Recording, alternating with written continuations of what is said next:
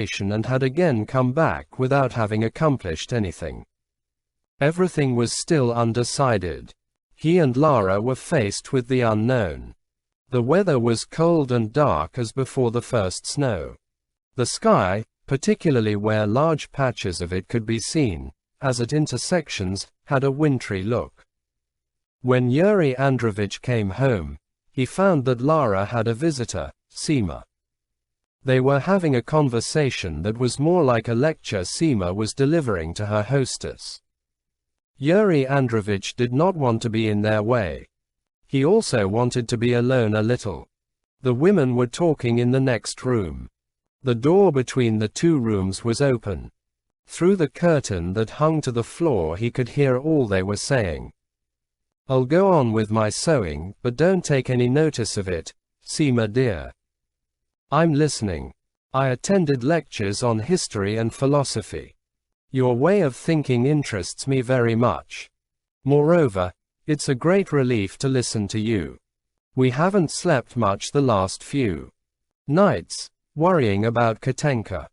I know it's my duty as her mother to see to it that she is safe if anything happens to us.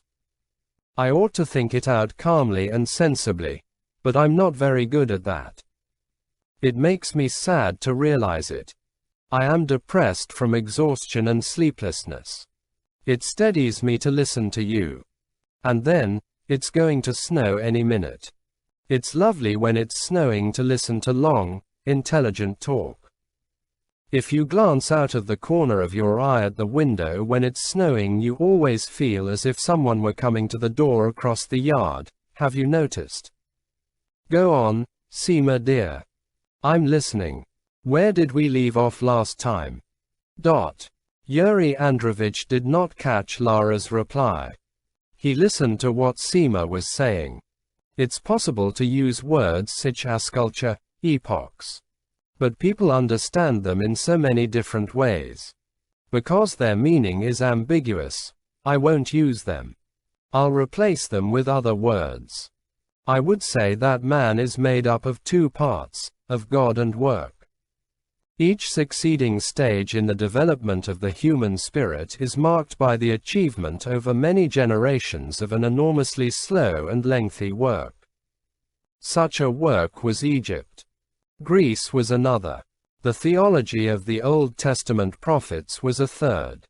The last in time, not yet superseded by anything else and still being accomplished by all who are inspired, is Christianity. To show you the completely new thing it brought into the world in all its freshness, not as you know it and are used to it, but more simply. More directly, I should like to go over a few extracts from the liturgy, only a very few, and abridged at that. Most liturgical texts bring together the concepts of the Old and the New Testament and put them side by side. For instance, the burning bush, the Exodus from Egypt, the youths in the fiery furnace, Jonah and the whale are presented as parallels to the Immaculate Conception and the resurrection of Christ. Such comparisons bring out, very strikingly, I think, the way in which the Old Testament is old and the Gospel is new.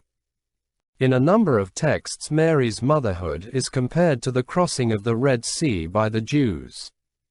For instance, there is one verse that begins, "The Red Sea is the likeness of the Virgin Bride," and goes on to say that as the sea was impenetrable after its crossing by the Israelites, the Immaculate One was incorrupt after the birth of Emmanuel.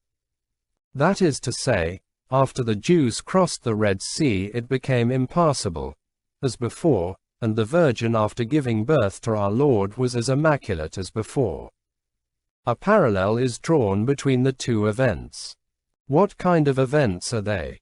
Both are supernatural. Both are recognized as miracles. What, then, was regarded as miraculous in each epoch, the ancient, primitive epoch and the later, post-Roman epoch, which was far more advanced? In the first miracle you have a popular leader, the patriarch Moses, dividing the waters by a magic gesture, allowing a whole nation, countless numbers, hundreds of thousands of people to go through, and when the last man is across the sea closes up again and submerges and drowns the pursuing Egyptians. The whole picture is in the spirit of antiquity, the elements obeying the magician, great jostling multitudes like Roman armies on the march, a people and a leader. Everything is visible, audible, overpowering.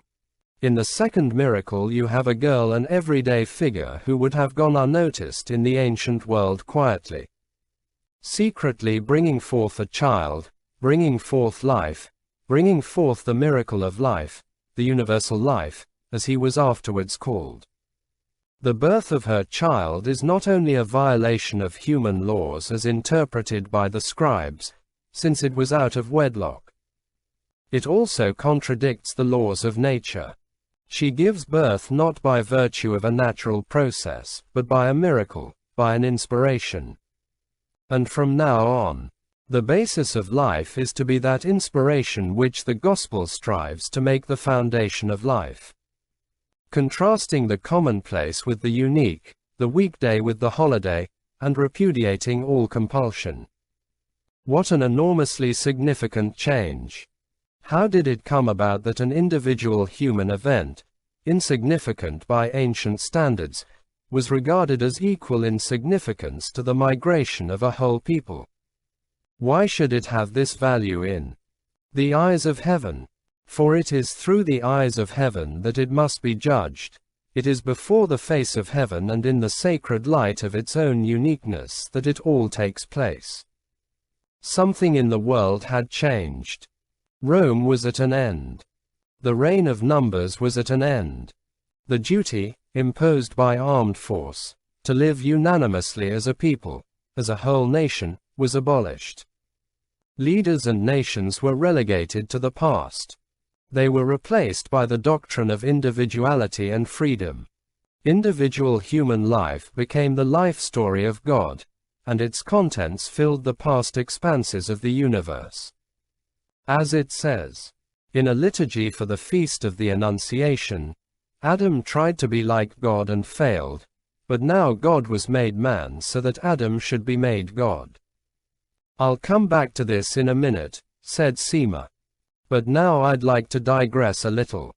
With respect to the care of the workers, the protection of the mother, the struggle against the power of money.